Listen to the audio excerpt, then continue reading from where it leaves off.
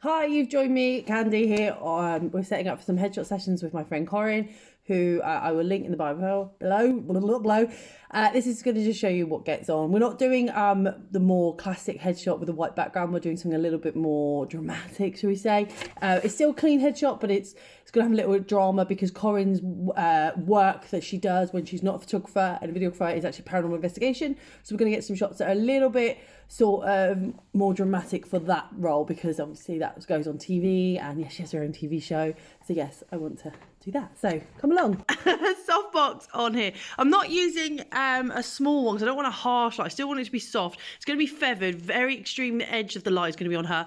Got this reflector here to bounce light back in. It'll be set up properly, obviously, once we've got her in. I've got a V flat here. I've got the side light here. I did that in my own self-portrait session, which I'll link somewhere for you. We're going to have a dark background with a little bit of texture on it. Corinne of international supernatural paranormal investigation fame, photography fame, videographer, doing stuff for prison TV. She is a legend. Look at that. I feel like your PA agent. You are. Your marketing consult.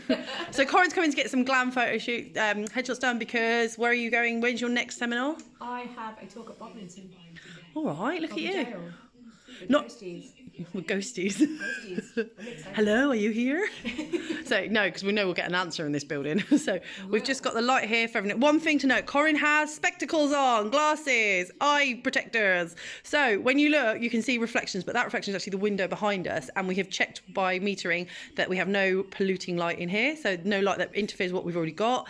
And we're shooting, this is a 1/16 power actually, which is weird, but it's great. And I've got a V flat there. And we're shooting at anywhere between f4 and f5.6. I like this. And then this is Corinne's loving. So this is, right, so I'm never a lover of gold reflectors because I think they make me look like I've got a really bad tan.